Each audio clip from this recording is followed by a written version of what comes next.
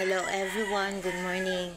This video is for everyone nga labi na sa mga nagtabang nako financially, sa mga naguol, sa mga nanggigil, sa mga nanghilak pod sa akong kaagi.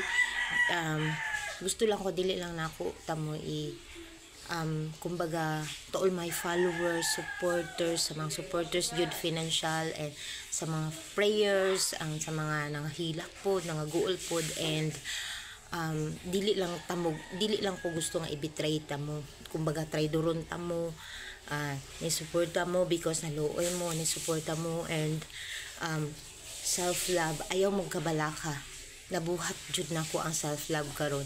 Although kani honestly dili lang ko gusto nga, dili siya prank, dili siya content, kay since I am legit naman jud ko since 2020, legit jud ko nga kumbaga vlogger ba, exposed na gyud ko sa social media, exposed na gyud since accidentally lang to nga na YouTube ko.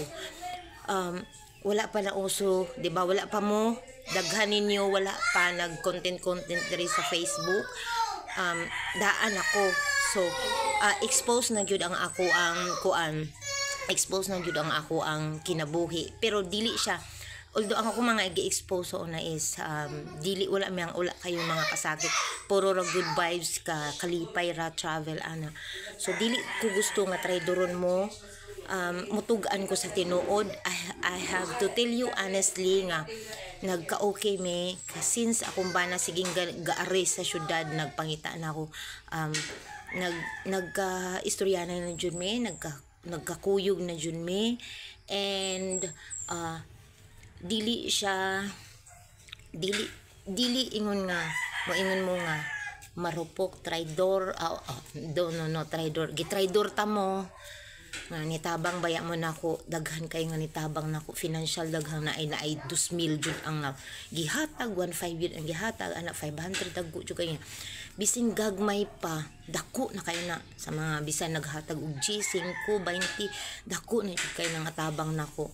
And ako gipangayo lang sa Ginoo, sige ta mo ginapray nga i-bless mo more and more, and dili ko gusto matraido sa inyo ha. Kini nga video karag-karag ra jud ni kay ma-duty pa ko, alas 7:15 na late na jud ko 2 rides pa ko, and matugaan lang ko sa tinuod ninyo, dili ko gusto nga traidoron ta mo.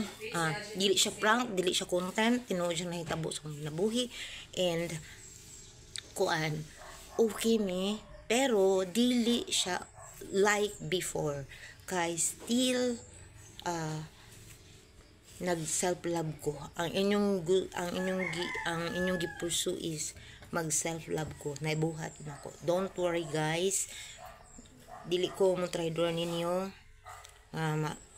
kuan, pero dili na pareha kaniadto. Wala siya nag-give up og pinangitan nako, wala siya nag-give up og sinuyo nako, and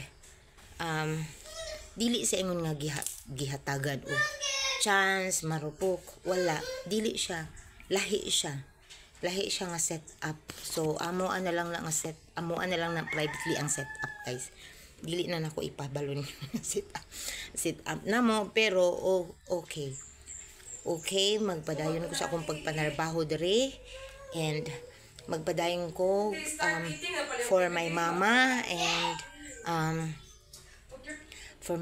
for myself. So na worth it ra gihapon all your help, kay still naglove jud ko sa self, and I gave a peaceful home of my mother.